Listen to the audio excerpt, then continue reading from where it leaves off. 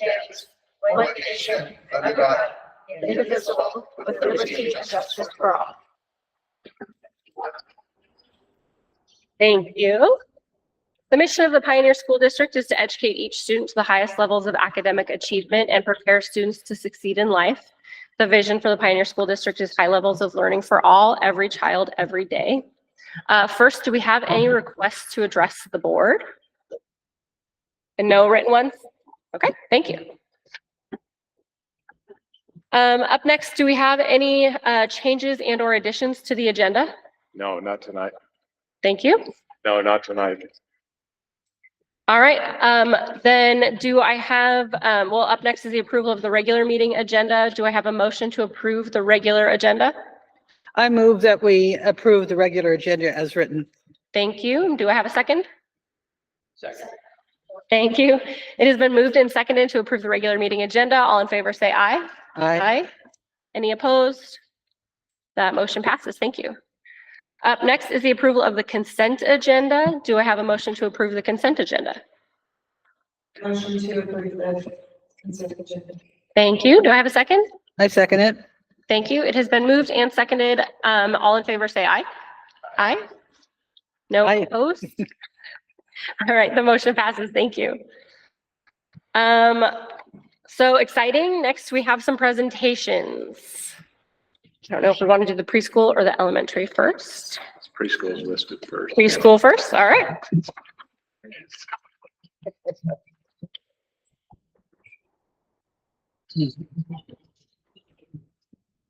Connect to the Google slideshow real quick here.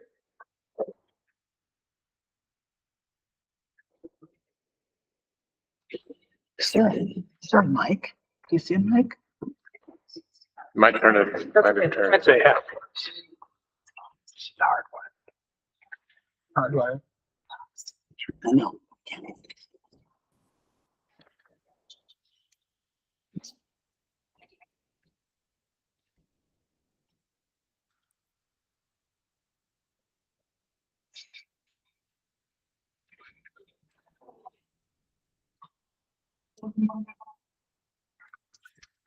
All right, so we wanted to, should I mute myself? Turn the mic.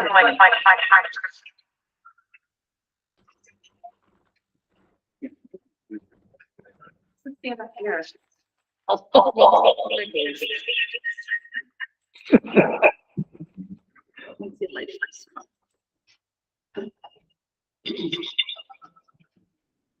Is it better now? No, it is not. I'm just gonna go with it. Roll with it. Let's share. Do we want to present to the board our curriculum update for our curriculum that we Thank you. Thank you so much. We wanted to present a preschool curriculum update. We were approved for the Tools of the Mind curriculum last year, and so we wanted to let you know how it's going and show you some videos of it in action with some of our preschoolers. So the Tools of the Mind curriculum is a research-based curriculum. That's one of the reasons why we really wanted this for preschool. It's been proven to improve child outcomes. There's research based on it, so that's why we wanted this curriculum for our preschoolers. It's based on Vygotskian idea that the goal of early education is to build children's self-regulation as they build content knowledge. So you'll notice there's a lot of things with executive functioning, and there's a lot of things to help students to attend to learning.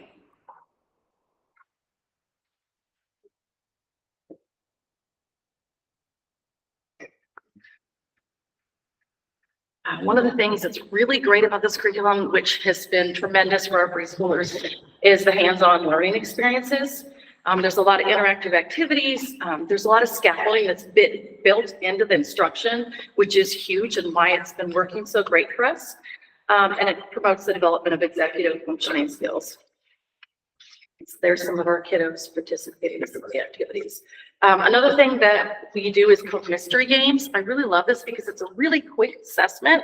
30 seconds in the morning, I can see who has spatial concepts, who has sound knowledge. And so now we started at the beginning of the year, things like, are you wearing blue? Are you wearing numbers? And now we're at the point where they're discriminating beginning sounds. And it really gives me assessment knowledge to know who do I need to work with? Who do I need to scaffold this knowledge with? And I like that it's not just taking attendance, there's a purpose for it. Transitions and using music and other cues for transitions to help kids to develop those executive functioning skills is a big part of this curriculum. And you'll see in this right here, we play a song when they transition from breakfast and bin time to carpet. You'll see that they're able to transition without me even saying anything. They know when the music stops, what they're expected to do next. And so we'll share that with you guys.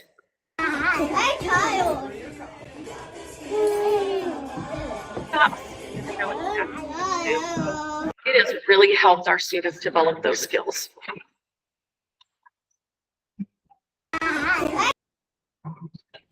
There's also a lot of attention focusing and refocusing activities, especially when we do whole group instruction, which helps if they are a little bit not focused on what we're learning, where you can use it to refocus them, and also it helps them to focus on what we're doing. And so you'll see here the little activities that we do to help to focus our students. All right, here we go. Wiggle, wiggle, snap, stop. Okay, 2 more times. Follow multi- Wiggle, wiggle, snap, stop. One more time. Wiggle, wiggle, snap, stop. Good job, Fred. All right, So here we go. just something that's 20 seconds to help them to refocus and continue with their learning experience during whole group time. Go. We also have a lot of physical self-regulation games. One of the things we do is called freeze dance. In the very beginning, you can see this one right here, very, very simple poses. And then they get more complex as the year goes on. And now we are working with partner freeze dance. And they use private speech as a tool to help remember what they're supposed to do. It helps them to learn to inhibit actions and really develop those skills to pay attention and self-regulation skills. And you'll see one of our little friends really use self-talk to help him. Good job. Nice. This one at time. Now we got the elbow.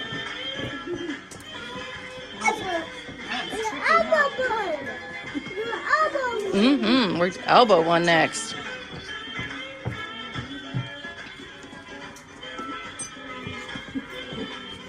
All right, elbows.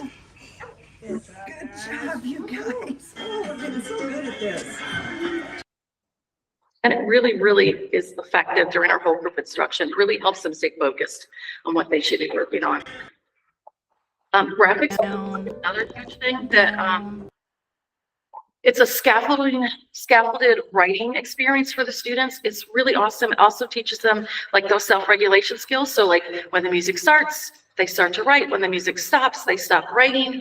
And it's really great because it's very simple lines. There's a story that goes with it to help remind them like what we're doing. Like down, we talked about that it's blades of grass. They're outside playing, they see grass. So if you can connect it to prior knowledge and really help them to really scaffold writing for them. So when we get to the point where we're writing letters, they can use that self-talk, like down, around, and close, to help them with constructing letters, which can be very hard for students, especially those with disabilities.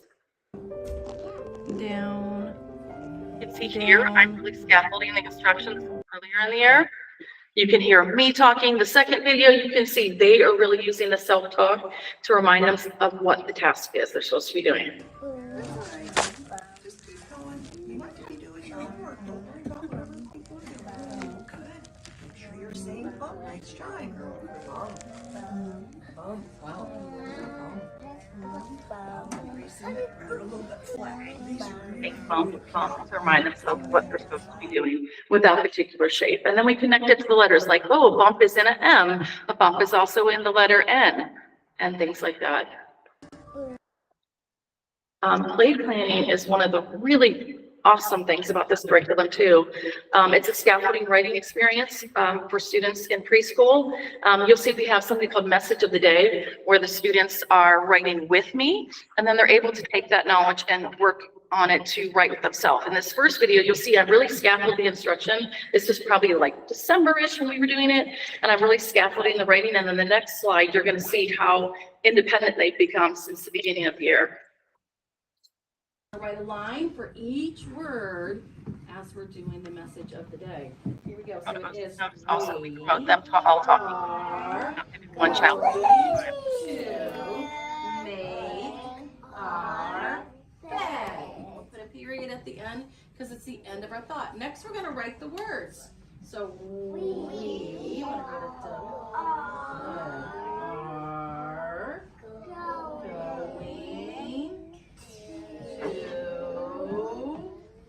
to make our bed. So you can see, I want them to say that with me because I want them to practice that self-talk. So when they get to work on their own writing, they're doing that with themselves. Also, we practice with the lines to show them each line represents a word. And then now they're actually sounding out the beginning sounds of all those words as we sound out each message of the day. And here's one of the play planning experiences for the students. Go where you want. Some days you do and some days you Sort of at the don't. beginning of the year. What color marker? When first they're doing it, maybe November-ish, All December. right.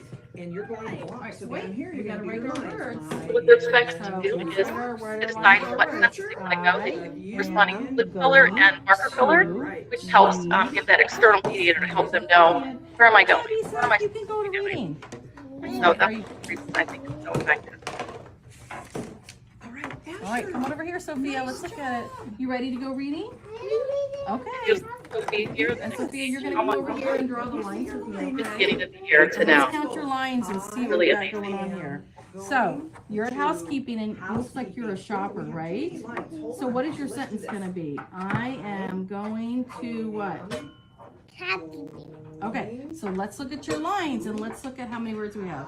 I am going to housekeeping. Do we need these other lines then? We're gonna put a period right there. We don't need these other lines, so we're gonna put an X in them, okay? One of the reasons to tie the writing to play is something they're interested in, also motivates them to write every day.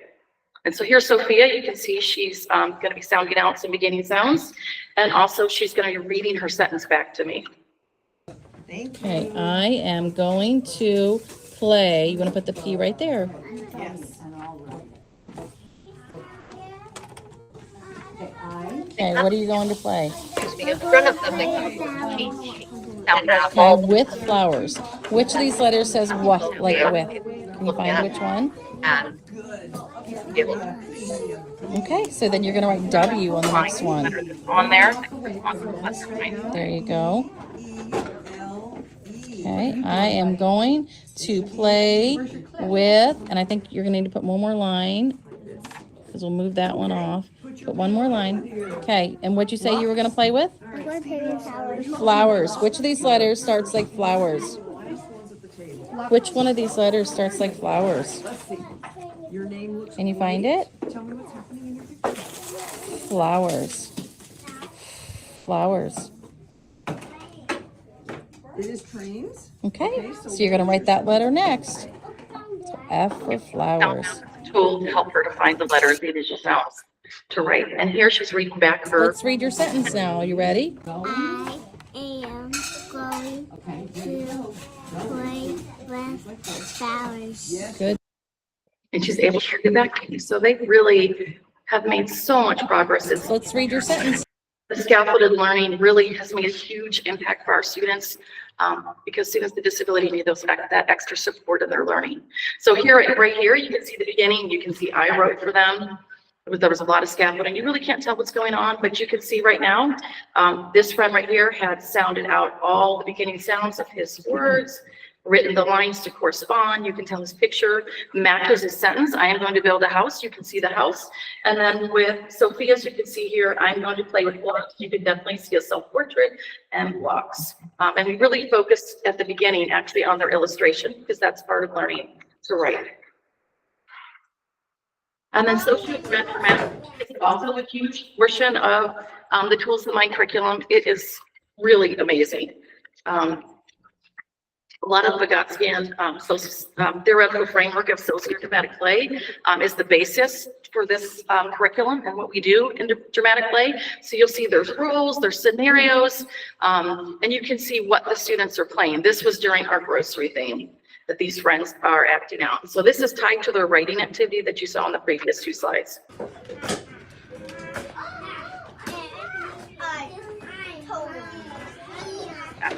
done about that. You can see there's a cashier, there's a, she knows what she's doing. And it's all about developing the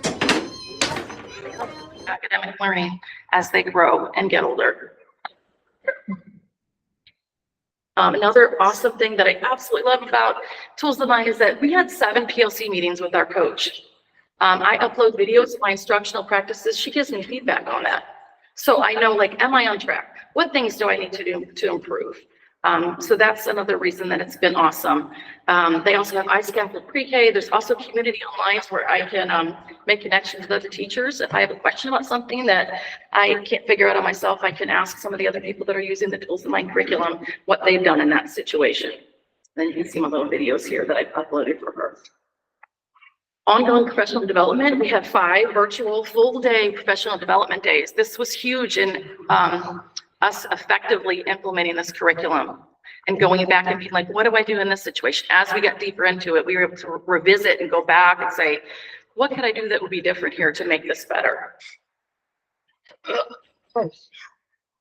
And then Jackie and myself, one of the reasons I invited Jackie is because we worked really hard together, co-teaching. She's a speech language pathologist, I'm the preschool teacher. And so really working together to design instructional systems for our students, especially those with autism and things like that. Been huge for our kiddos. Do you want to say anything about that, Jackie? That's it. Okay. So, yeah, and one of the things we've really done is promote acceptance from our other students, for students who are not yet talking, and really including them in play, including them in the activities, the whole group activities, and just that cultivation of empathy and acceptance has really made a difference in the growth that these students have made. So we'll show you a few videos with that. This one right here, where you can see the students are really including this other student. They are really doing a great job being a peer model and being a buddy. And so, like, a lot of times we'll buddy kids who wants to be this person's friend or this person's friend today during whole group. So they really try to engage them in play, which works really better than as an adult trying to engage them in play. Greet your neighbor, boogie on down. Give a jump and turn around. Hello, friends. How are you? I'm very happy to see you. Good job, Greet your neighbor. Really has helped these friends to develop language and just being able to navigate the classroom and really participate in the academic activities. That buddy system has really made a huge impact. And we do things like use music. So like in this next video, the kids are playing instruments. So if kids aren't talking yet, they're still able to participate because we scaffold them to be able to participate.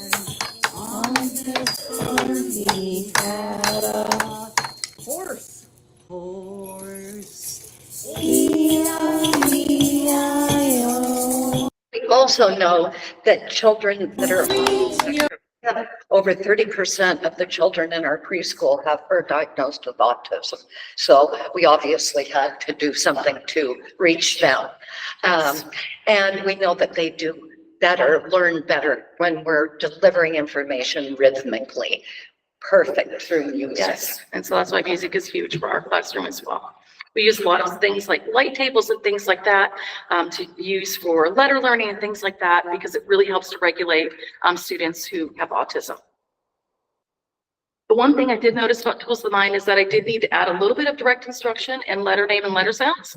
But I did scaffold it because I use the Alpha Friends, which gives them something that they can relate to their prior knowledge. And I also have kinesthetic movements, which also scaffolds learning for them until they're able to get the letter sound and letter name knowledge. So you'll see a little video of that. And O. What's this one? H. What sound for H? What's this one? Recall of what the letter name is. Benny Bear. It is Benny Bear. What's the name of a B? Let's make the sound for B. What's this one? So they really do use the scaffolding of the operants and the kinesthetic movements to help them to recall that knowledge, which really helps them get prepared for kindergarten. And then Jackie's going to talk about Alpha Waves. This is a system that we've implemented in preschool. We use it every morning, and she's going to talk about why this was so important for us to do and how we collaborated with this. So, one of the things that we discovered in doing research is that children that have autism may have different brain waves. Or so when I wake up in the morning, I'm in an alpha wave state. Kids with autism may wake up and they are not in that state. So the recommendation, and we have a lot of information about all these things and research if you're interested. And the alpha waves we play every morning in the hopes it helps to bring them back to a calm, ready to learn state. The children, there's one boy specifically that as soon as we play this, it has his attention. You can just see his body relax. Uh-huh. It's amazing. And so using that research, sharing articles between each other and just looking at what's happening right now, what is some of the research of strategies and instructional systems that really might work for our students that we have at Pioneer. So we know if they're not in a certain state, they're going to have difficulty with sensory processing and learning. So the first thing we do is we establish rapport with the child. We regulate their sensory systems, we engage them in learning, and then we do our teaching. And then it moves to executive functioning. And this came as a result of me being a speech path for many years, and we just keep writing goals for kids over and over, and they don't meet them, and I said, Beth, we've got to do something different. So we started researching it, and we're learning ourselves all the time. But it's really Yeah, awesome. but we've had really a lot of success. Absolutely. And one of the other things too is embedding some of her instruction in the classroom instruction. So this next little video, you can see it's an oral language activity. She's practicing teaching the students to use a complete sentence when they look at a picture. And this is really going to help them improve their vocabulary and as they move forward and develop their reading skills as they get older. And when we started at the beginning of the year, we started with WH questions, pronouns, verbs. And now we're at the point that we're doing complete sentences. I give them a photo cue and we say complete sentence, and they understand all this language and they do it to the best of their abilities. So here's our little friend practicing using a complete sentence. Cooking potatoes. She is, did you say cutting? Cooking potatoes. Yeah, or peeling, cutting. She is peeling potatoes. And so just practicing those skills just totally coordinates with our reading things that we do in the classroom and the Tools of the Mind curriculum. So it's been really great. And we've shared lots of research topics. Alpha Waves is the one you just saw. How to approach learning for students with autism, integrating sensory needs, research about how to develop language skills for students who aren't talking yet, and research about how to students with sensory needs, what we need to help them regulate in the classroom. So that's a lot of the research, and just sharing those different research articles between us has really been great for our preschool. And so we want to thank you for letting us present this, because we're really excited with Tools of the Mind and how this collaboration between Jackie and myself has really blossomed over the past 2 years. Great. Awesome. Thank you. Thank you. Thank you, guys.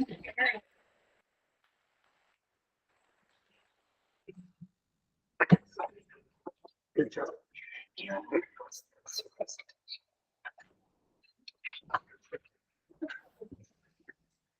Okay. Thank you. First of all, I think the Alpha Waves thing is really cool. I've got to go look that up and check it out a little bit more. Yeah. I have articles. Perfect. Okay, any questions before we go? Okay. Up next, we have the elementary third grade team.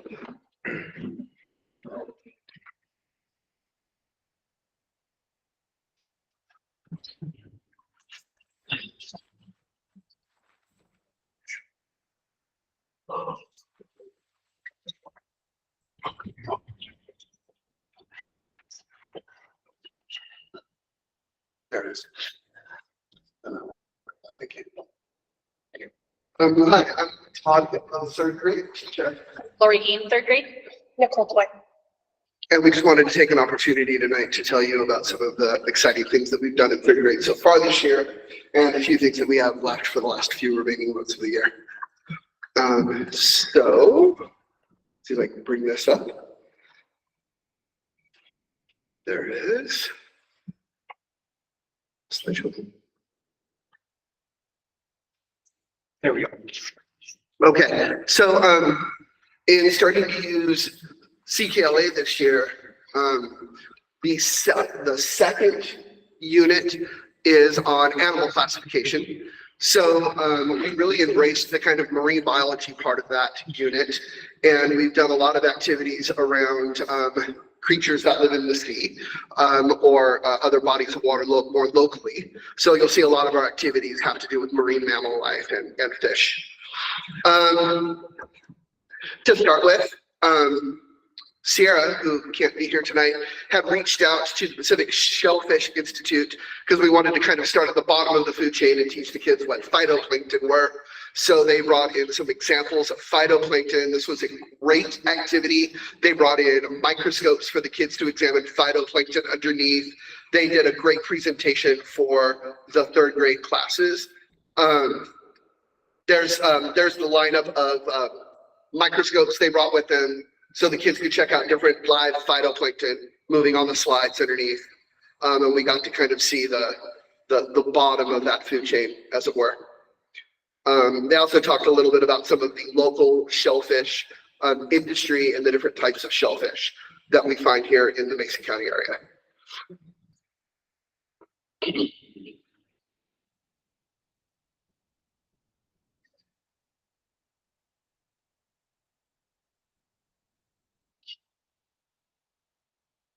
The kind of one thing that we have done this year that isn't necessarily marine biology related, we got contacted by the Lions Club, and they have this program where they supply classrooms with a book called Grandpa's White Cane. And it's a book that we read to our classes ahead of time about what it is like for someone that is sight impaired and what it means to have one of these special white canes with the red tip. And so we read this book to them, and then the next day, the Lions Club representative brought in a local gentleman that was sight impaired.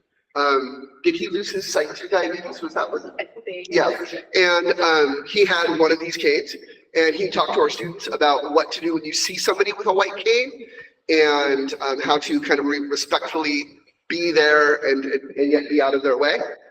He talked to them about what his daily life is like, and how he gets around his home and still is very independent and functional. Then their favorite part was that, and here's a picture of him talking to one of the classes. Their favorite part was he brought in enough canes for all of the students to try to see what it was like to walk using a white cane. So he talked about sweeping side to side, and he had them close their eyes, leave my classroom, and see if they could find their way to the water fountain in the pod using just the white cane, sweeping back and forth. So we had a lot of fun doing that. There he is showing them how to properly swipe it back and forth in front of them to make sure that there was nothing in the way. Then getting back to our kind of marine biology sections, we did Orca Tales, which is something third grade has done for years, where someone came in and just talked to us about the orca life in the Puget Sound and different pods that have come through here. They learned about the different pod families. They got to collect trading cards about the local pods. And our biggest project so far this year has been salmon in the schools. So this was, and I apologize really quickly, I have to look at the name of the institute again because it's so long I always forget. The South Puget Sound Salmon Enhancement Group contacted Pioneer School and asked if there were any grade levels that wanted to do this program. Third grade said, sure, we want to. So sometime around, well, let's do the first thing. In the fall, we went and visited Kennedy Creek. Probably would have been a little better had we been there a little bit earlier, but spawning was done, and the kids mostly saw dead salmon on the bank of the creek. But we got to talk a little bit about kind of the end of the life cycle that way. There were a few left spawning in the creek, like barely like flailing at the end of their life, but mostly what they saw and smelled was a lot of salmon on the side of the creek. Here's some photographs of them on that day in the fall. I think it was early November. December 1st. Was it December 1st? It was that week? What did they were all that?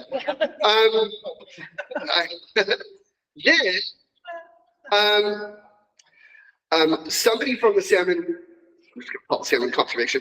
Her name is Megan. She was our kind of liaison. Came in and talked to the kids. What did you see?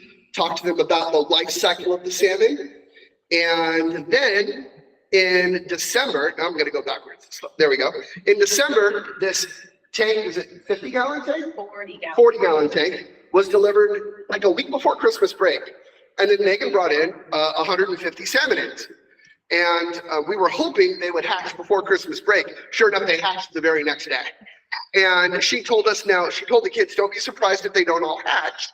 Like, nature is cruel, sometimes they don't. 149 out of 150 hatched. Wow.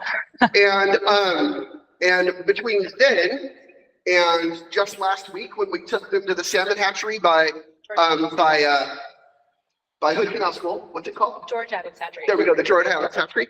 Between then and then, we only lost 3 between December 16th and last week. She taught us how to feed the fish, how to clean the tank a couple times a week, how to check the pH balance of the water. It was a great experience for the kids to walk by every day and see them grow from egg to the stage they were in when we released them, which is called fry, which we were told is because they are the color and size approximately of a McDonald's French fry. That's what she told me. That's what they call that. And here we are last week releasing them. And that was a really fun activity. We got a tour of the hatchery. There was some art projects going on about salmon that we could check out. And obviously the most important part, salmon life cycle bracelets. So each bead represented a different phase of the salmon life cycle. And then the most important part was releasing the salmon. Is there a photo? There's a little bit. Okay, that was when we got to feed the salmon that were in the hatchery. And then, there isn't. I'll describe it to you really quick though. There was so we had a bucket with the 140 some salmon fry in it, and we would take the plastic cup and get one and some water in it, and they had set up a water slide into the creek behind the hatchery. So we would hand each kid a cup with a fry in it, and they would name it and release it down the water slide into the creek. And so we would get things like, be free, Martin, and then it would go down the slide and off, and everybody would cheer, and then the next kid would come up. It was a lot of fun. Talk to you about the Whale Tales program. What we have coming up are a few things. We're going to do like a community week where we bring in community partners to talk to kids about career opportunities and different things that are available in Mason County. PUD is going to come in and do a presentation. We'll have the Timberland Library in for a presentation. Officer Matt will talk about law enforcement. We're going to have family members that want to come in and talk about their careers. And to cap it off in early June, we'll be heading to the Seattle Aquarium to kind of cap off our marine biology unit for the year.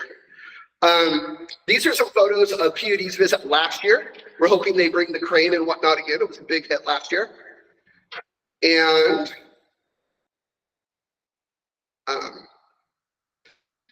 then some pictures of last year's trip to the Seattle Aquarium.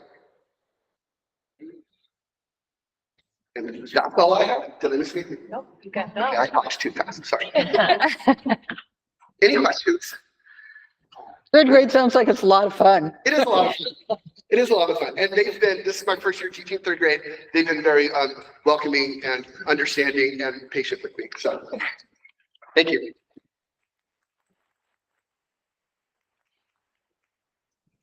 That does look like a lot of fun, and now I want to go name a bunch of baby salmon and let them go. Sounds like a good time. Thank you guys for those presentations. Okay, up next we have principal reports. Elementary school. Just me today. We've got a nasty head cold going around the office right now. Oh, Just me tonight. I just want to say, as a mom of a third grader who has got to watch all of those experiences throughout the year. It's been really fun. My old daughter named her fish and came home talking about her fish and all the fun things she did with her fish. So, you know, she sits in the office playing on her phone because she's stuck with me tonight.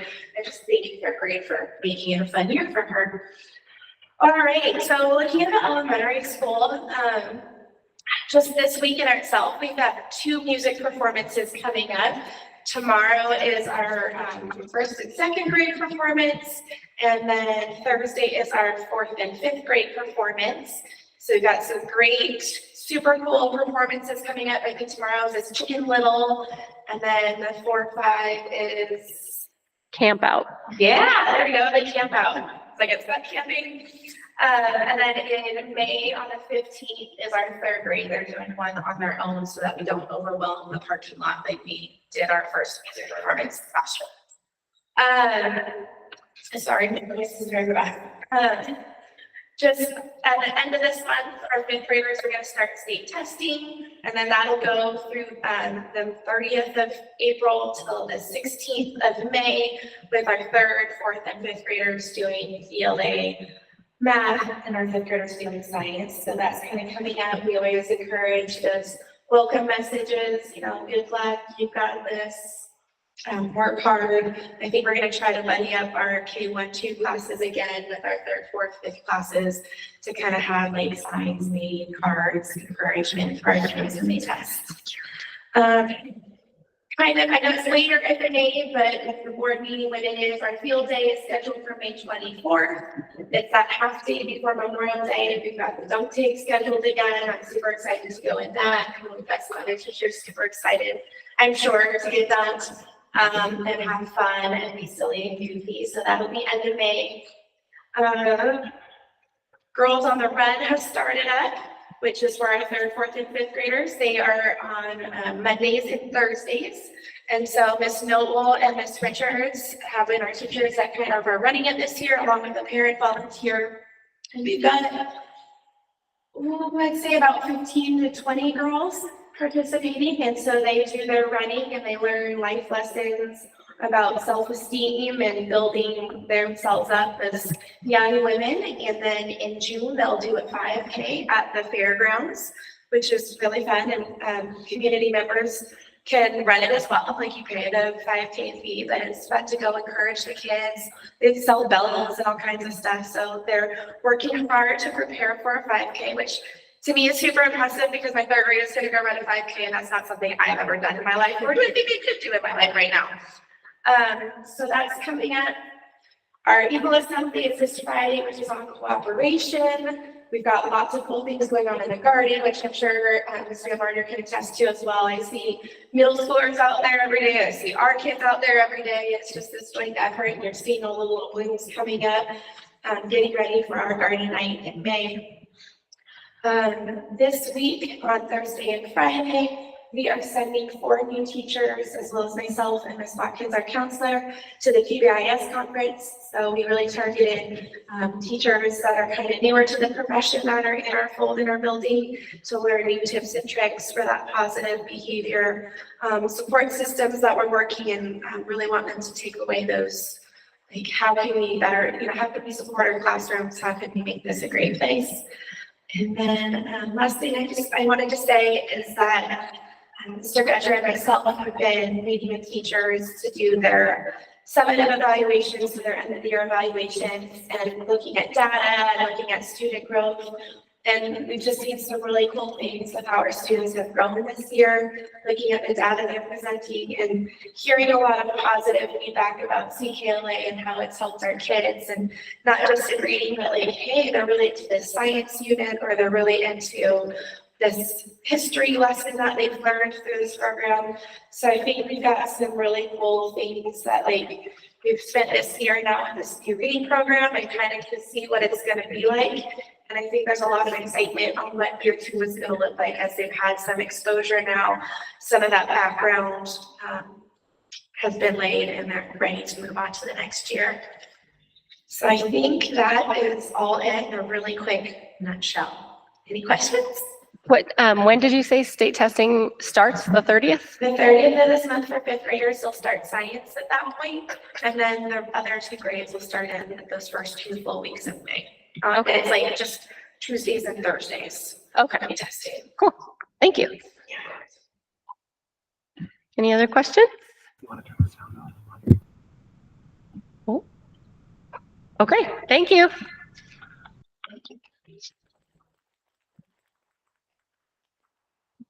Hello.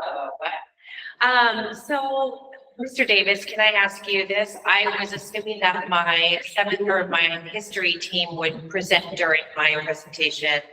Okay, I just want to make sure you didn't want that to be later. So just a couple of quick things, and then I'm going to turn it over to my history team who is here tonight to present to you about the curriculum that they have been looking at. We wanted to let you know for sure that we do have 2 track meets that are coming up that will be at home. We have one on May 4th and another one on May 7th. And those are always fun. They start at 3 o'clock, and bring a lawn chair with you. It's fun to come out here and sit and watch. They last about a couple of hours or so, lots of different events. And we always have about 3, maybe 4 schools that will come and participate at that time. And that's, again, very, very exciting. And then we will have one board meeting before this, but make sure to mark off the first weekend in June. Is that right, Dan? Because our band will be marching in the Forest Festival Parade. So I just want to make sure, because calendars fill up quickly, that you will want to be there to see our students marching in the parade for the first time in, I think, at least 10 years, maybe more. We're going to finally come back to the parade. So that's going to be very, very exciting. Okay, I'm not going to take any more time. I would like today to introduce to you our 6th, 7th, and 8th grade history and social studies teachers. They are going to have a short presentation. We have already given you information at the board study session for you to review the 2 different curriculums. And Jesse in 6th grade, Dan in 7th grade, and Kimmy in 8th grade are going to tell you about the curriculum that they have chosen, and give you a little bit of rundown about some of the reasons why that is. So team, if you could come forward. Hi. If you're interested. Thank you. Thank you. Hi, everybody. I'm you. and I'm the 8th grade history teacher here at Pioneer Middle School. Jesse is handy now, as well as Dan. Just a summary of the presentation that we have, and then I'm going to share the presentation with you all as well.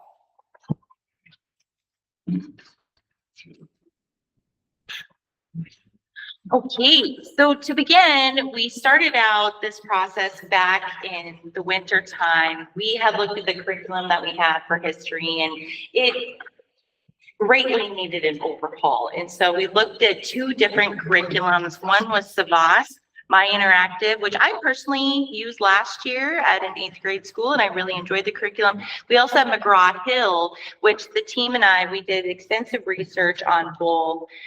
It went through a process of where we had 2 different meetings where we went over curriculum adoption with administration. We gave the parents a chance to look at both of the textbooks at parent conferences, and we got some feedback from the community, which was really nice to look at, see what the parents and community thought about the 2 books. We went over some price quotes and submitted those to the study board session for everyone to look at. And really what we found was there was one shining textbook that stood out above the rest, and mostly because it came with this awesome online digital platform. So this is a breakdown of the steps that we did as a social studies team. We are recommending adoption of the McGraw-Hill curriculum, which wasn't the one I taught last year, but that's because the online digital platform is just so amazing. There were so many components for differentiation. We really want to have those available to the students.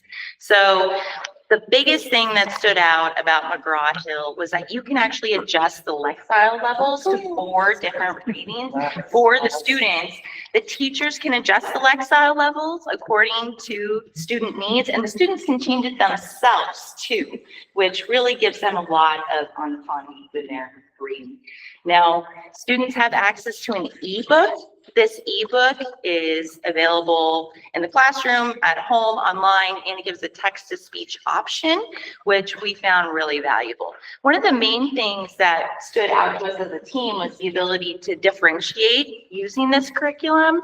So the teacher edition provides really extended activities for advanced students, and we're not one size fits all. Every student is an individual learner, especially in middle school.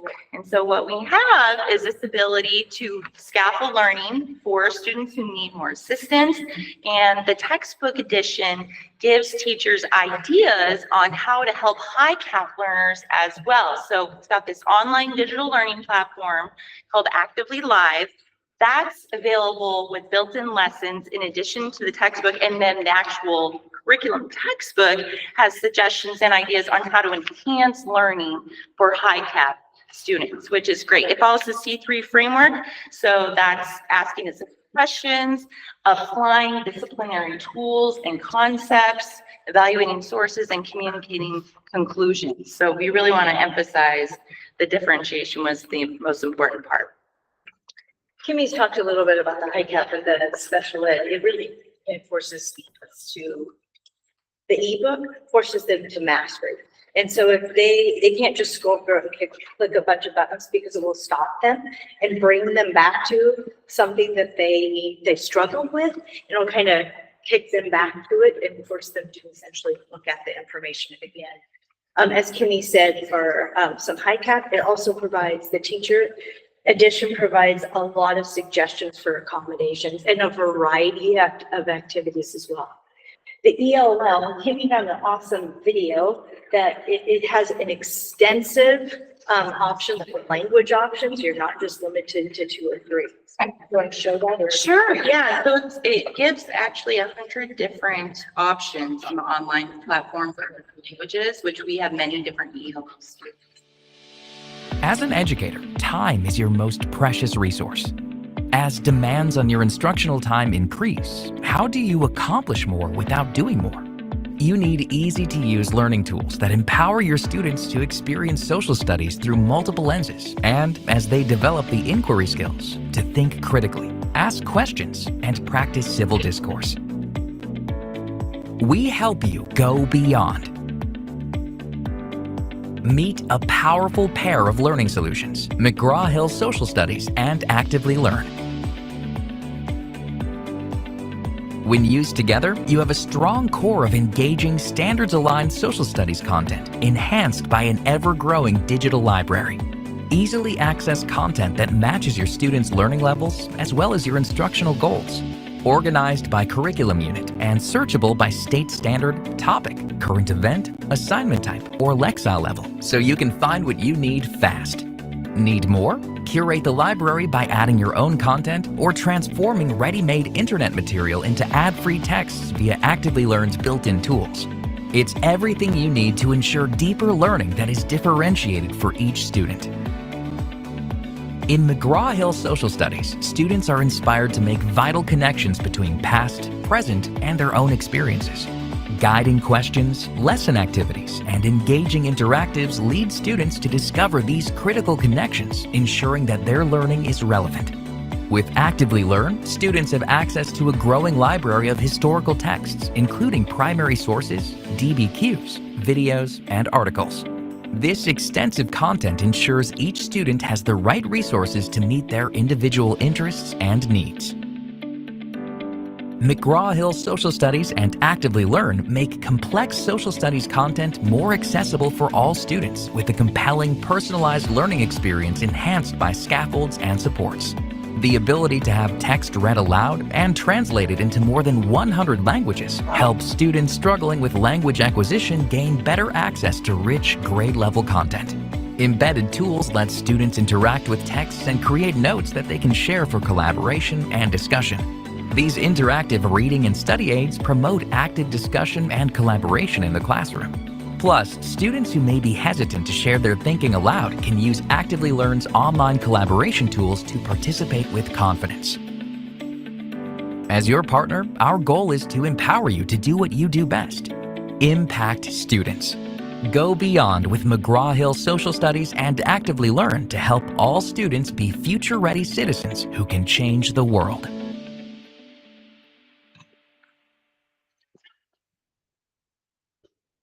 In addition to what you've just seen, the actual textbook that the kids will hold in their hands is, it's pretty appealing to look at. And so, you know, the maps are detailed, the captions are detailed, you know, the headings. It's just, I think it will grab their attention, and, you know, it will help them stay engaged in it. In terms of equity, based on our quick presentation that we watched for them, and if our memory serves us right, the primary sources had a diverse voices from all sorts of levels of status. And so I think Dan thought he remembered a nurse one. I remembered a minority soldier, I think from the Civil War. So the primary sources there should see a lot of diversity in the voices that are shown to them. Yeah, they had a collection of over 400 primary and secondary sources online for teachers to really cherry pick from. So we don't have to study the required outline that they have. We can take what we want to use for our lessons, form it together, and we're used to doing that already. Take the information from the textbook, form it to the need of the student. So this just gives the tools that we need to make our lives a little bit more smooth and functional, and get the lessons out ready for the students and have it at different levels. So that was really a nice suggestion for the textbook, is how do we help students with IEPs? How do we help low achieving students at grade level and high cap students without having to do all the extra work that teachers generally do take on when it comes to curriculum. So it's doing everything we need. It's just an excellent tool to help us, and it's got some really great information for the students in there. The primary sources are really a window into the past, and that's what they need to look at to learn history. It's one of the basis of 8th grade classrooms, is that we're looking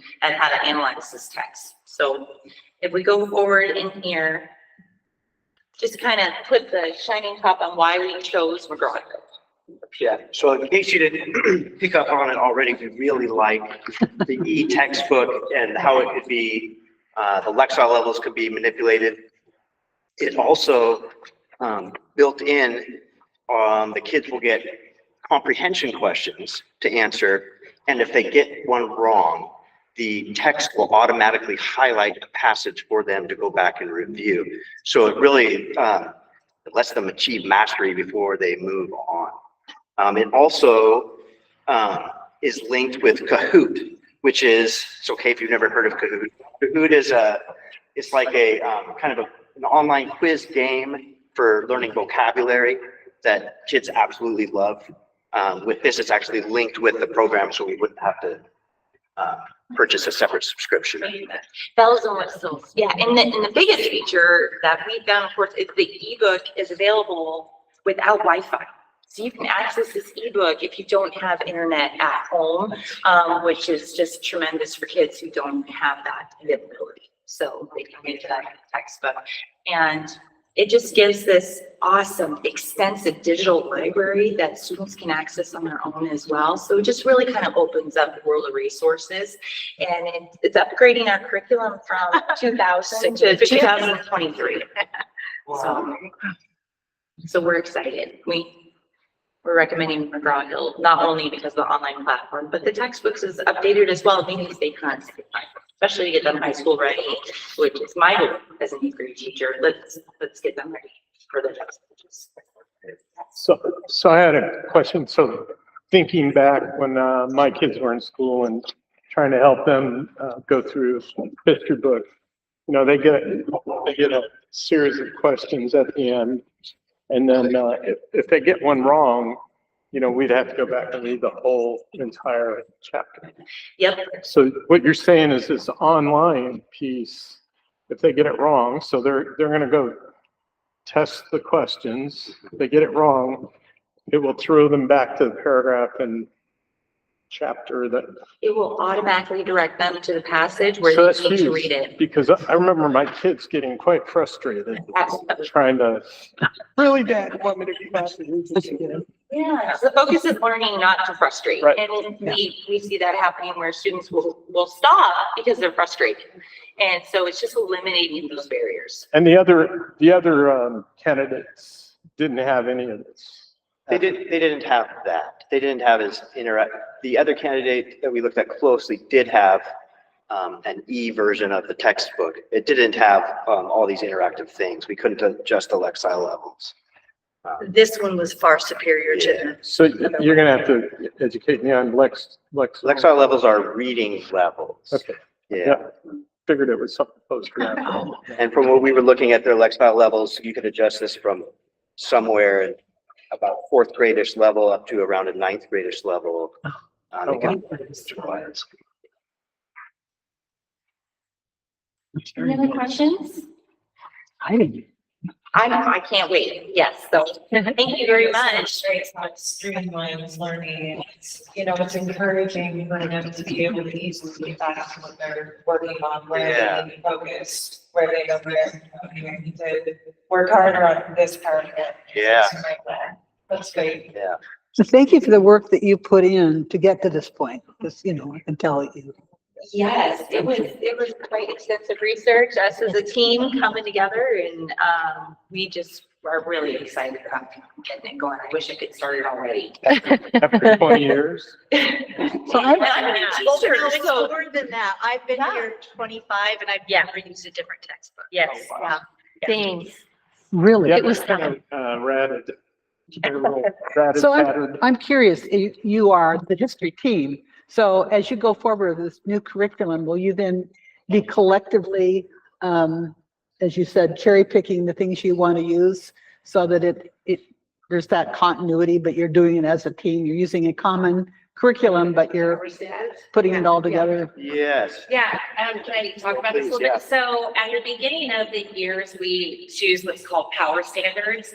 These are standards that we have chosen that students need to, they either need to have it for that particular benchmark, like for, common, for the assessments that they need to use it for the next following year or years, or they need to use it in life. That's what makes it a power standard. And so a power standard isn't necessarily learning about the War of 1812. That's not a power standard. A power standard would be using primary sources to connect what has happened in previous conflicts to what is happening today, for example, or something like that. So a power standard is bigger than a particular topic. If we're looking at ancient Egypt or ancient Greece or something to that effect, that's content that we will continue to choose to, obviously we'll use that as content to teach those power standards. But we're always looking at things like, what are primary and secondary sources? How do we cite evidence? How do we make connections between what happened then and what's happening now? Or what sort of connections do we see between leadership styles or, different types of things like that? Can you guys add to that at all, or do you want to, or? I don't think, no, you said it all, but that's something that we'll do. In fact, Tricia's put that out there, that we'll work together at the beginning of the year to identify our power standards again. And then, so we'll be aligned in that sense. But as you know, you've got 1 7th, 1 6th, and 1 8th grade teacher. And so we try to connect as much as possible. So as I listen to what you're talking about, I can see you're talking about functional skills, using the stories as the Yes. vehicle. Yes. But I was thinking, what an important thing to teach, or make parents aware of, because it's such a different approach to history than all of us grew up with. What do you mean you're not going to teach about the War of 1812 and be able to list all the dates? I think what an important thing to share with parents about how the approach has changed and why their kids might be picking, 3 kids might pick 3 entirely different things to focus on, and that's okay. But I think it's a big relearning and explaining why that's That ought to make history a whole lot more interesting to kids. It's And their less about parents. dates and facts memorization. Mhm. Yes, for sure. Yeah, it's about student-centered learning. We're moving away from teacher-centered learning to student-centered learning. So in eighth grade history, they are learning about the War of 1812, but what they're learning to do is how to pick main ideas out of information and put it together in their own words. So my students are doing a Westward Expansion literary journal right now, and they got to pick from 6 different trails, and they have to write first-person narrations as if they're on the trail, and they have to use inquiry learning to research. And through that inquiry learning, I'm learning more about history than I knew before, because I'm getting 96 different responses that all did deep research. And so it's about giving them the tools they need, skills plus content, but we're more focused on skills. Yeah. Sounds great. I want to be a student again. It's fun. It's real. Thank you. Thank you. Very good. Thank you.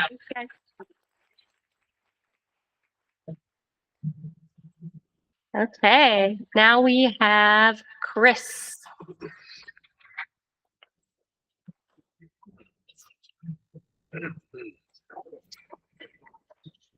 Hey guys, so I am reporting on period ending March 31st, 2024. We didn't have a whole lot of, I guess, oddities in March, pretty straightforward as far as finances go. For revenues, Have a good night, everybody.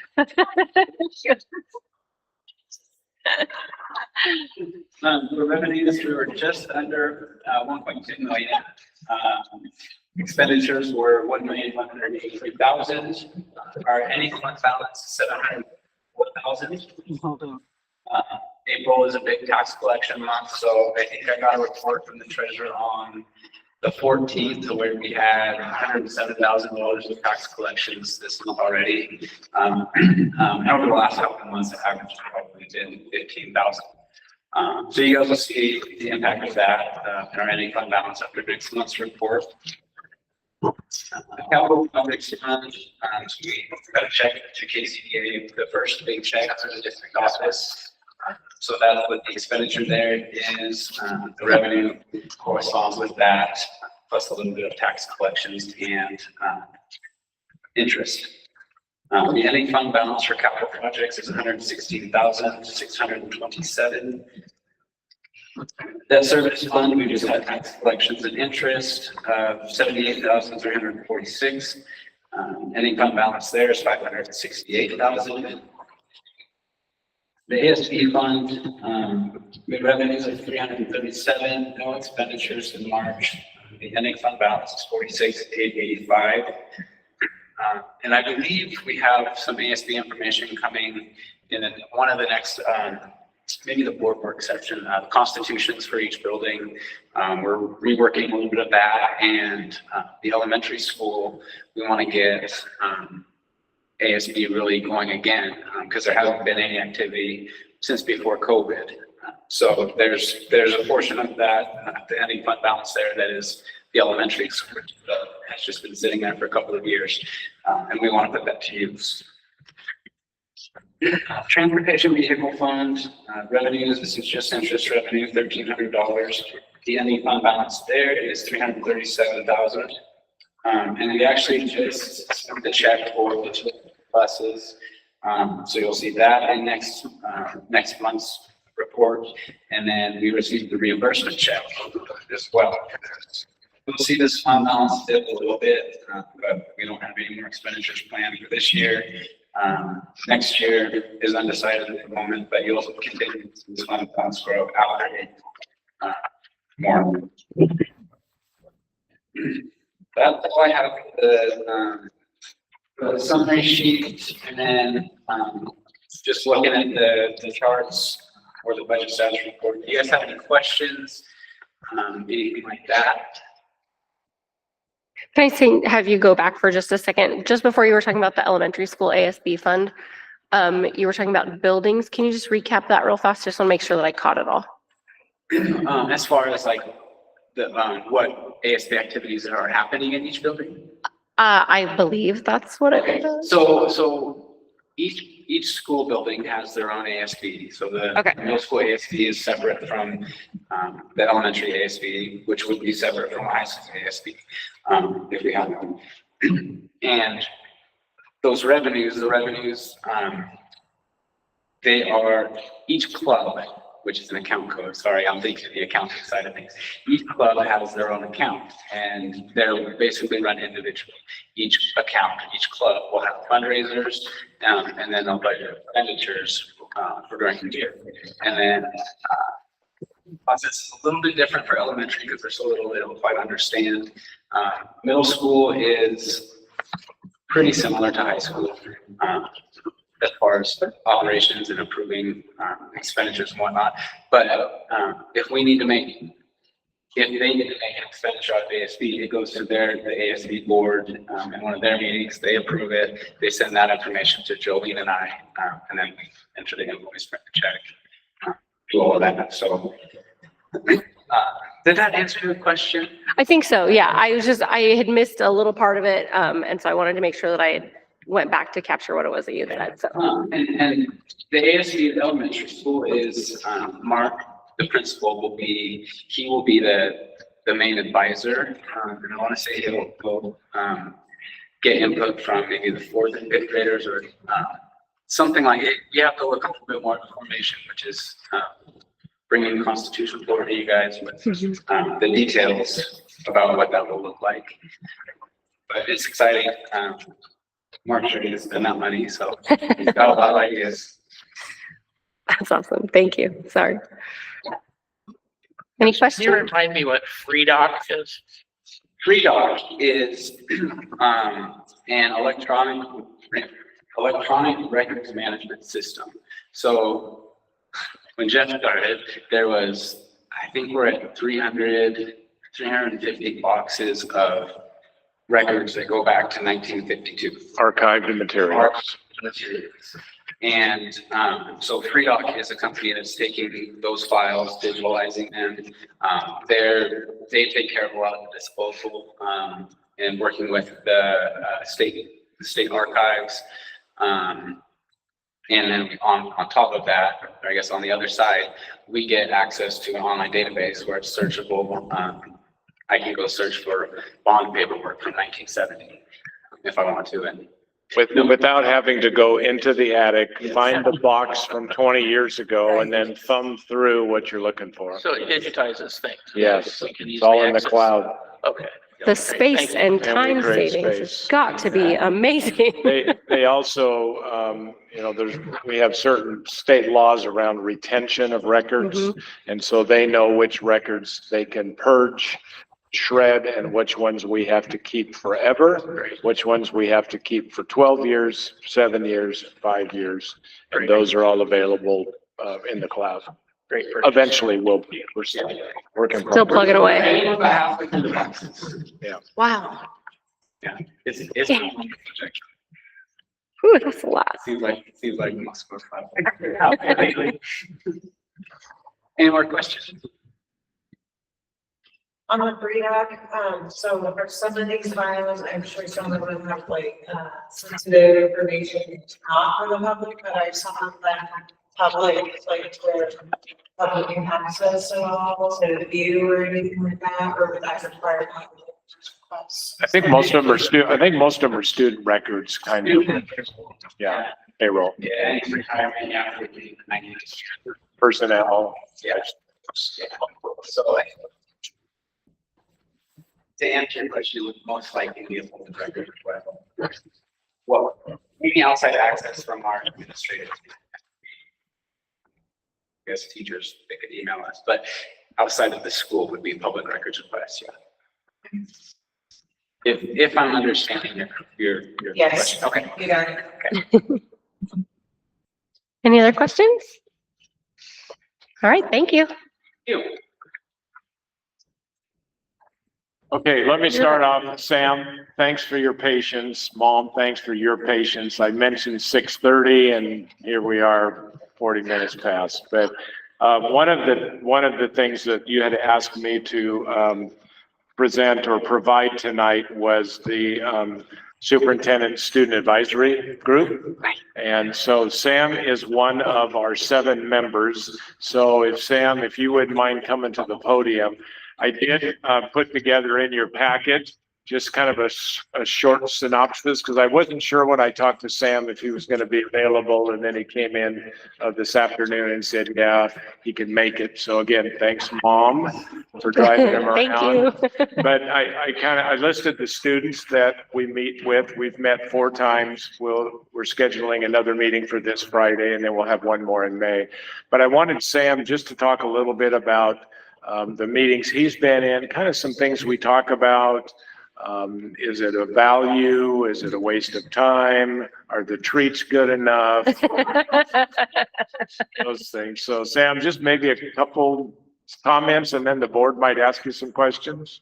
So basically, the superintendent council is I think it's really good for our students because we can come in and talk about anything basically that we wouldn't normally just talk about, to you essentially. And I feel like people feel more safer being able to talk about some of this stuff because some of this stuff is more kind of private, like they wouldn't see talking to you, but maybe like a parent. But with it just being the group of us, with it just being 7 students and you, I feel like people would feel more safe being able to talk about stuff. And I feel like it's really good because then you get the perspective of us because you're not always able to be there for Good point. So as those discussions have occurred on the meetings you've been in, people pretty cordial about listening and respecting to each other's point of view, do you think? Yeah. Awesome. What is like one of your favorite things and like the main things that you take away from those meetings?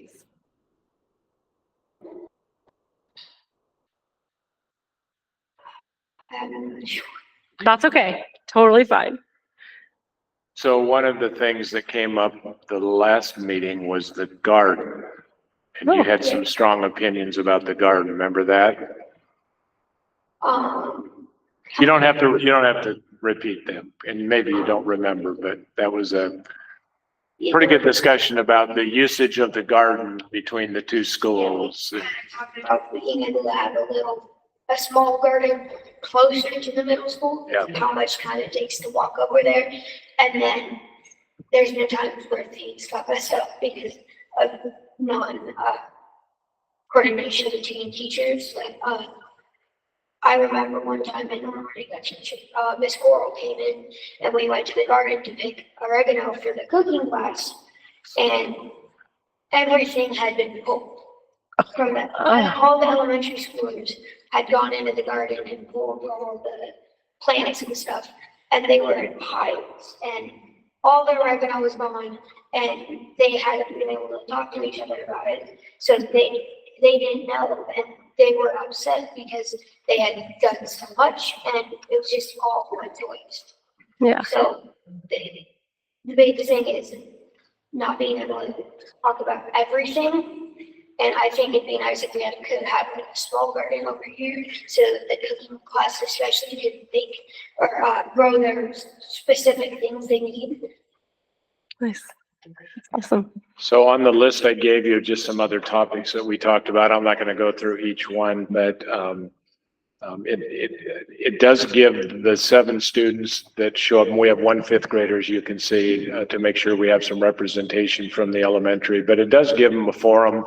The door's closed. They pretty much can say what they would like, although everybody's very respectful. But it's just a chance for them to give their opinions about certain things. And I'll prompt some of the questions if there's that silence that goes on for any more than 7 to 8 seconds. I will prompt them with something, and maybe it's around student language that we hear in the hallways or maybe in the cafeteria, and we'll have a conversation about how students accept or don't accept or how they react to language that's inappropriate.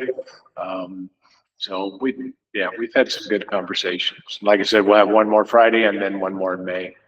Nice. That's awesome. I don't know what I was gonna say. I know what I was gonna ask you. Do kids come and tell you things that they'd like you to bring up when you meet? Not really, because it's mainly just between us Mm-hmm, that know about it. mm-hmm. And basically we get to bring up the questions in our meetings, and not very many other students actually know about it. Mm-hmm. So it's just mainly us. Do you think that other students should know that there's a council, and how do you imagine for, like, when you move on, how will you add new people? Mention, but I don't think it needs to be a big thing that everyone would need to know about. I think the purpose would be, if that was the case, we would have brought in ASB officers who are leaders in the school and then could dole out that information. My concept, as I set my goals over the summer to create this, was just to bring students in, just to hear their voice, and not have them be a representative for their grade level, but just to kind of be on the ground floor of, hey, what's going on? Because I'm not in every classroom. I'm not out here every day. I don't walk in Sam's shoes or Reagan's shoes or any of the other students' shoes. So it's just an opportunity for them to kind of let me know what's happening in the school. They do bring some really good things to the table also. So that something happened, somebody said something, somebody did something, that they'll talk about. Not that anybody said, go tell Mr. Davis this, but it was something that they wanted to bring up that happened in a classroom, on the playground, or in the cafeteria. So Yes, just, that's awesome. it's their voices. Also, I think it'd be nice to student being able to bring stuff up, and then the other students also being able to back that up because they see it. Yeah. That's really cool. Awesome. Any questions for Sam? All right. Thank you so much. I really Thanks, Sam. appreciate you being here. Thanks.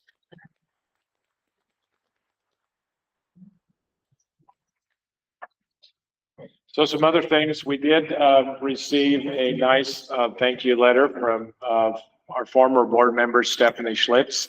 So let me read that to you. Oh, good. Jeff and directors, thank you for the stunning Pioneer Eagle art and for your kind words.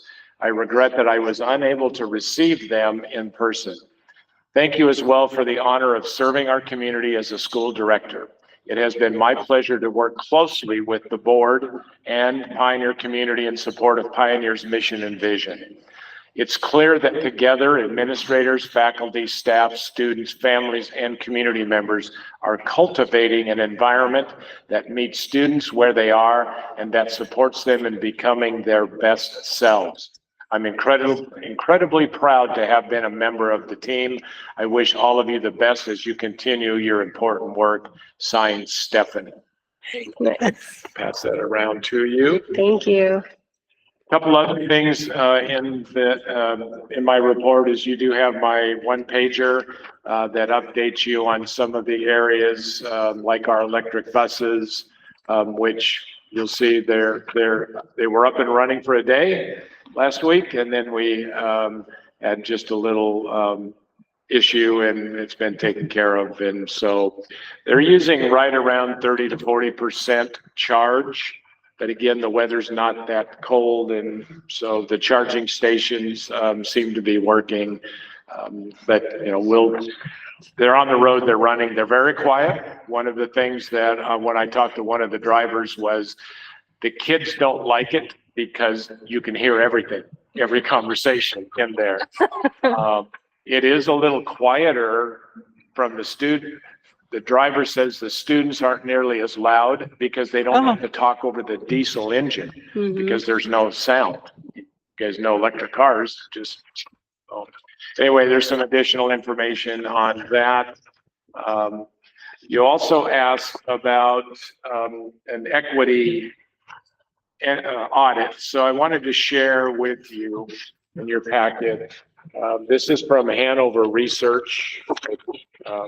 It's kind of the go-to for up-to-date information around areas of research. And so when I plugged in the term equity audit, this came up. And so I'm not going to read that to you, but share that with you. But as I looked through this and kind of looked at what an equity audit looks like, what are the components of it. I reached out to our ESD and asked one of my colleagues there if they had a template that they use, and they've never done an equity audit per se. So I wanted to share with you what we do in the area of equity in our district is that we are looking at data from OSPI, and I included some data in after the article that I view as our work around equity. So we start looking at the first page of student enrollment, and those numbers aren't quite correct. But we look at the equity between male and female students in our district. How close are we to kind of a half and half? And you'll see that from 23-24 school year so far, we have more male students than we do females by about 4.4 percentage points. Not a huge issue. Then we start looking at race and ethnicity in our district and looking at some of the equity questions there. You can see that this year we're about 68.4% white or Caucasian. And then you can see the other percentages. One of the things we look at would be some in the area of Hispanic Latino, 20.7%. One of the equity things we would look at in that area is, does our staff, do the adults that work in our building, do they reflect that same kind of percentage? And that's an area that we would like to build upon as we do through our hiring practices. That would be an area, again, of an equity vision or lens that we look at. And then down below, you can see program and characteristics. And these are different student groups. We don't call them subgroups, they're student groups. And again, we start looking at the number of students in each one of those student groups. And then we look at the equity among, for example, low income is our percentage of low income students based on free and reduced lunch information, similar to surrounding schools, similar of schools that have similar demographics as us. Is our poverty level similar or not? And then we would have those conversations. If you look at the next page, then we look at discipline. And this is discipline data from 22-23 school year. And again, we're looking at the number of students that had discipline referrals. All students as a percentage of the student body, and then broken down to gender. Then we look at race and ethnicity. Do we have one group of students in the area of race or ethnicity that seem to get more behavior referrals or discipline referrals than other groups? And if we do see that, we start having conversations of why. Why does one group tend to have more discipline referrals than another group? And then down below that page, again, program and characteristics. And you can go through and look at each one of these, but this is what we would base our equity audit on. And we do look at this data a couple times a year, just that comes from OSPI. We'll look at it again in the fall as they update all of this 23-24 school year data and update that. And then we'll start looking at that in the fall again. So Call it something else. I mean, is it? We don't, no, we have a term for it. we just call it student data. Okay. That's what it is. Now there is some other data on here. I think around staff. Let me see if I have, oh yeah. So you can go back and look, I don't have the page number, but it's student access to teachers. So one of the equity issues is inexperience status. So that's a teacher with 0 to 5 years experience. How many of our students have access to those teachers? Well, during the 22-23 school year, 21.6% of our students were in a teacher's classroom that had 5 or less years experience. And then you can go down to limited certificated status. That would mean that we have someone that's on a special certificate. Maybe it's a 1-year certificate for them to teach. And then we can look at all of our students. 3.9% of our students were in a class where we had a teacher that was not fully certified or that had the experience factor. And then the next one on that page is out of field status. And because the ends are so low and we only had a couple staff that are considered out of field status, meaning they may have a teaching certificate, but we've put them in a different teaching area. But again, we're looking at the equity piece of dealing with our students and inexperienced status or limited certificated status. And then we also look at, and I think I don't know if I included this or not in this data. So on another page is what's called the student access rate to teachers by student demographics. Oh, I already shared that one to you, it's just smaller. So we are looking at this data, and I guess we could call it our equity data if we wanted to put a label on it, but for us, it's just student data. And I would think that, for instance, information about the Hispanic population would have been a key piece when they were looking at the McGraw-Hill, and it talked about the ability to translate and have materials and. Right. Well, and I think that's the one that we looked at that did have sections of it, or maybe it was math and I'm getting them. But there was one that had both English and Spanish, like in the same spot. So if you had the book, you could have both. But yeah, the McGraw-Hill having Obviously. languages available to people is amazing. But yes, directly to an equity audit for sure. I'm sorry, I did not mean to interrupt you. No, that's fine. Okay. You have questions? I didn't say it's good, but so adaptable. Yeah, absolutely. Okay, so we talked about employee handbook. We put a copy of the employee handbook. I think we shared this with you when we first put it together last summer.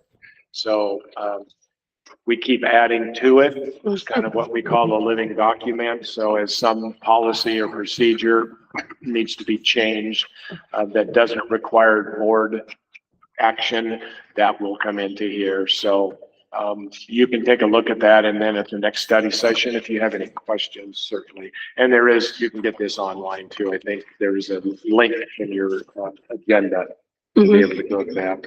Yep. I mentioned this before about a staff survey on professional development now that we have some additional days.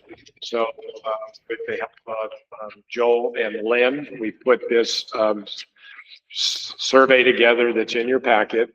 Nice colorful numbers, but I'll break them down exactly what those bars and those numbers mean. If you'll remember, I talked about the district leadership team at our March meeting discussing different topics, and we brainstormed different professional topics, professional development topics. We came in with 24 total. We narrowed it down for the certificated to 20, and then you will see those in this survey, 2 different pages. We had to do 2 different pages because the tool that we use to survey only allows 10 at a time. So you'll see a group of 10 certificated on the certificated survey, and then the next page has a different set of 10. I'll explain what that means. And then for classified, we just had 10 areas of topic. And so they just responded that way. Move these down so you can see and follow along. Put that down. So this is just compiling both of the surveys into the ones that staff felt like they needed the most work in, all the way down to maybe less. So I was a little surprised that with certificated, that the Danielson instructional model was one that went to the top. If you remember in Friday Notes, I've been going through every week, adding parts, domains and components of domains on the instructional framework. So maybe that sparked that response. I don't know. This Friday, finishing up on domain 2, which is 2E. So you'll see that when it comes out Friday. Schoology was the second choice. Google Sheets. Again, a tool that we use. AI and ChatGPT finished in 4th place. And again, that's kind of the new thing. I could have Trish tell you her experience, but we'll save that for another day. She's becoming kind of the local expert on how to use that and in ways that are really beneficial, not playing around, really beneficial. Then you can see the rest of them that were in rank order from 1 to 20 for certified.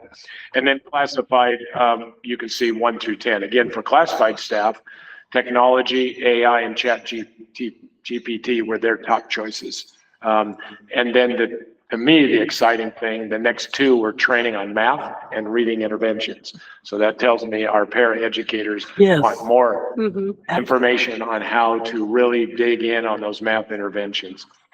So you might say, well, what are we going to do with this? So at the next district leadership team meeting, this will go out to them before that. But we're going to start having conversations about, all right, what's that going to look like next year in our professional development calendar? So we know that the first day of August, in August 27th, we already have a speaker booked, and I'll tell you more about that as we get closer.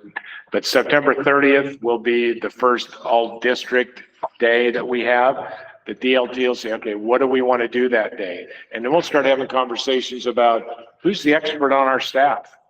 Or do we have to bring somebody in from the ESD or from OSPI? Because we have a lot of experts on our staff. And so let's tap into their expertise. But that'll be the work of the district leadership team, is to start tentatively putting together those 6 full staff development days next year in our calendar. We have the one in September. We have another one November 1st. We have those 2 days in February that are back to back on midwinter break. We have another one then in April. The end of April. So we'll look at where we want the focus. Do we want to take one and just have 6 different focuses? Do we want to look at taking a menu? So maybe one of those professional development days, we take 4 of these topics and we break them into morning session, afternoon session, and people then could attend 2 in the morning and 2 in the afternoon with a lunch break in there. So a lot of ideas will come out from our district leadership team on kind of what that looks like for next year. So Trish will be facilitating that next meeting because I won't be there, but we will have plenty of conversation about what that looks like. Susie sits on that district leadership team, as well as certified, classified, and parental representation. So yeah, we feel like we're headed in the right direction. Couple other things, I think I might have mentioned it in the my printed superintendent report, but you can see the mound of dirt has shrunk.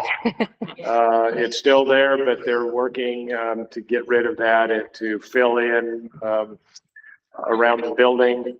There's still work to do. Our fire suppression systems in. They were doing some touch-up work inside. The septic systems in and just passed inspection. Now we have to connect the pipes in the building to the septic system, and that'll have to go through an approval. The next thing will be, once they get all the dirt spread and filled in, tamped down, concrete people will probably be here next week to start pouring concrete for sidewalks. Once that's done and we can get on them, we'll schedule the flooring people. We still have some interior work. We want all the interior work done before the flooring people come in. We don't want brand new flooring in there with people tromping around. And then it's hard to estimate, but we're guessing in 3 weeks, we probably will be in a pretty good place to take possession. But you that have been around for a long time, you know this building process. We're not putting any specific dates. I will tell you the one decision that we've made is we will not be moving our offices in there until school's out. It'll just be too disruptive. Now, and I've mentioned this before, we're buying furniture. So there's 4 areas that we bought furniture from a company. When the time comes, they will deliver and assemble those and put them in the proper places. The other spaces we're buying desks and some chairs and file cabinets, and those have to be put together. But then we'll have them delivered when we can get into the building. We'll put them in each of the offices, and then as we have time, we will put those desks and file cabinets together in the proper offices. So that will give us time to. And then after June 17th, the last day of school, we'll start moving our offices over there. So we will keep you posted along the way. I think that's about. Oh, staff appreciation, I mentioned that also, but this is the book that we bought for every staff member. And we combined classified and certified staff appreciation days into one day. And we did that yesterday. We got everybody a book bag. It had a Pioneer button on the exterior. They had a bookmark. And then we also had cookie and cake in each of the staff rooms for them to access. If you're interested in reading what I think is a really good book about life lessons, you might want to check this one out. So it's one of my favorites. And I know that as we went around, the district leadership team or the central office staff went around yesterday to hand these out. There were a few people that said, oh, I've been wanting to read that. So I'll be curious as time goes by, how many of them have read it and then decide, yeah, that's a good book. So It is a good one. but that's always fun. It's always fun to get out. I mean, we're all fairly visible in our buildings, but it's nice to be able to go out as a team and be able to, see everybody in action and give them their token of how much we appreciate the work they do. So that's all I have. Any questions? Thank you for providing these extra pieces of information for us. The handbook and everything. If you ask, you shall receive. Thank you. All right, so we're up to the discussion and action items. The first thing on here is the approval of the middle school social studies curriculum. Is there any discussion? Had an opportunity to kind of ask some questions and look through it all, which was great, but I wanted to make sure that we had an opportunity if there were any questions. I don't have questions other than I remember, well, I guess it was a question when we presented the study session, there was, whether or not we were voting, they wanted the journals of the package or not. So let me have the prices here. Are we, I know it's a faction, but I know, are we? Believe it was settled on the ebook and not the journals. Yeah. That was the thing. Yeah, no problem. An easy way to answer. Yeah, can I add to that? Yep. So check me on this, but I think the way it was presented, the journals would come with the program, but it would only be a certain number of them. And if you wanted additional ones, you'd have to purchase those. But the electronic version is what all of the folks were really. Right, so you would take the materials from that. As needed, yeah. Awesome. Okay, well then, do I have a motion to approve the middle school social studies curriculum? I move that we approve the middle school social studies curriculum. Thank you. And do I have a second? I second the McGraw-Hill Social Studies. Thank you. It has been moved and seconded. All in favor, say aye. Aye. No opposed? That motion passes. Up next is approval of the moving the May study session to Monday, May 13th. We had an opportunity to discuss this previously. Do we have any other discussion pertaining to this? Okay, do I have a motion to approve the May study session being moved to Monday, May 13th? I'll move that we move this May study session to Monday, May 13th. Thank you. Do I have a second? I'll second that. Thank you. It has been moved and seconded. All in favor, say aye. Aye. Aye. No opposed. That motion passes unanimously. Up next, there we go. Up next is approval of adding a special meeting to May 1st, Wednesday, May 1st. Do we have any discussion pertaining to that? And this is to finish the work that we started. Yes. Okay. Yep. Okay, do I have a motion to approve the special meeting on Wednesday, May 1st? I move to approve the meeting for May 1st, the special meeting. Thank you. Do I have a second? Second. Thank you. It has been moved and seconded. All in favor, say aye. Aye. No opposed, so the motion passes unanimously. Up next, we have policy 6700, the first reading for nutrition. There are quite a few edits on here. But from what I can tell, looking through it, it looks like we broke them out into a few different things. Yes. So, with policies, since this is a long time, the first policies that we've looked at, the procedure is we do a first reading. You have the policies to go through. The edits are in there. These typically will come out after a legislative session, and they come out from WASDA after either new laws are enacted or new policies and procedures from the legislative session, or in some cases, things at the federal level change. Then WASDA will go through and their policy folks will look at this, create new policy, update it, and then as a board, as school boards around the state, you will do first reading, look through it. If you have any questions, we come to the next meeting with questions. And then we have second reading and adoption. And then once that's done at second reading and adoption, it becomes official policy for us. And there are 3 of them tonight.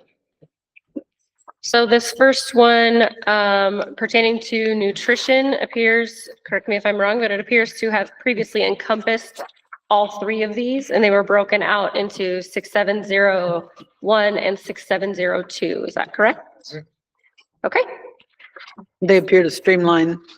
Yes. Taking out a large section. Yeah, and basically moved them to the other policies from what I can see so far. Obviously, this is the first reading, but do we have any discussion around this first edit? Okay. Do I have a motion to approve the first reading of policy 6700 covering nutrition? I'll move to approve the first reading of policy 6700. Thank you. Do I have a second? I second. Thank you. It has been moved and seconded. All in favor, say aye. Aye. No opposed, so the motion passes unanimously. Up next is policy 6701 for recess and physical activity. This one is also a first reading. Again, from what I've seen, we just pulled this out. So do we have any discussion regarding that first reading for that one?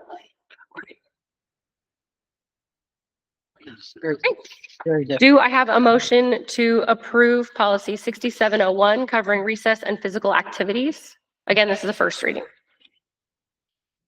I'll move to approve it. Thank you. Do I have a second? Second. Thank you. It has been moved and seconded. All in favor, say aye. Aye. No opposed, so the motion passes unanimously. Up, the last item on our action items is policy 6702 pertaining to wellness, also a first reading. Do we have any discussion regarding that one? Okay, do I have a motion to approve the first reading of policy 6702 covering wellness? I move that we accept the first reading of wellness policy 6702. Thank you. Do I have a second? Second. Thank you. It has been moved and seconded. All in favor, say aye. Aye. Aye. No opposed. The motion passes unanimously. That covers all of our discussion and action items for the evening, which takes us to new business. Do we have any new business to discuss? Okay. Moving on to board share. Any board shares? I think all the presentations tonight are great. A lot of seeing, pictures working, putting it all together.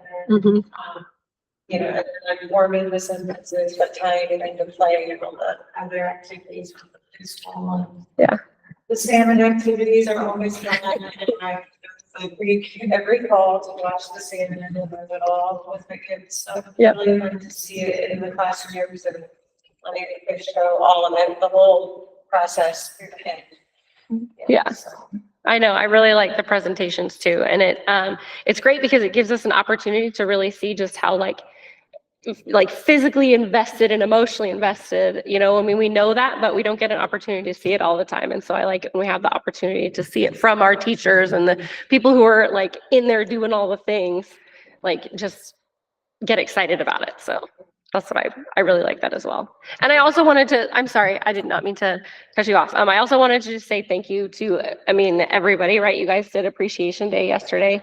And I think that that's awesome, but I hope that everybody knows how much it's a huge staff, and I just really appreciate everybody because that's what makes it run, right? Is every single person. So I was just going to say that, you know, seeing the presentations, it's hard not to be excited for what opportunities kids have for learning and learning new ways. And it's great to see how enthusiastic the staff is. I mean, That's my comment. that's just so fun to see. Right. Yeah. When you have the teaching aspect of it that has enthusiasm, you know that that's going to translate to the kids and get them excited. So Think about how many more preschoolers we could get if we had a facility. You know, I think the thermostat for school culture health, when you look at your professional development list and you see that behavior management is at the bottom of the list, not at the top, as it is so often, you see the first thing they want is they want to deal with management behavior. And not that that isn't important, but that what they want is they want to learn more about instruction and being teachers, which is exciting to me because that says that you've got a healthy staff. Yeah. I do want to remind you, you're getting your WASDA alerts, but they are taking information on what you want to see in the new executive director. So if you have opinions about characteristics you'd like to see in the executive director, I think there's a window of opportunity that you can respond. Check those out. You should be getting those in your email. That reminds me, are we all going to the May 4th meeting in Rainier? I don't think is it May 4th? I think it's May. Next weekend? I know that we talked about it some time ago. Lynn, do you know, did you register? We mentioned. Oh, it can't be the 4th because that's a Saturday. No, What it's, day? it's later. I can't remember the It's exact coming though, right? regional. Oh, May 6th.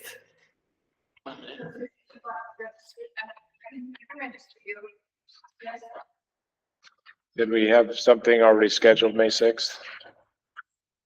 Or, no, that was May 1st, right? Yeah, May Community 1st. there. Do we want to go to Rainier? No.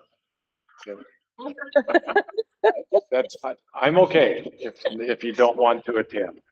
So we're taking that off. the Go if calendar. one of us went. Okay, I just want to take it off the calendar. You were gonna go if one If of us. one of you went, I remember would, talking about I would drive with you down there. I would drive you down there. Okay, it's off my calendar now. All right. Any additional board share items? I have to comment on what I've been seeing in some of the other Washington schools. They had walkouts today on the anti-Semitism walkouts, and we didn't. And I'm glad to see that we don't have that disruption, no matter what personal feelings are. I see that, and this is happening in middle schools too. So that's a good sign here. Kids are thinking about school and class or organization that they have here in the school, and not on public unrest. So I was pleased to see that.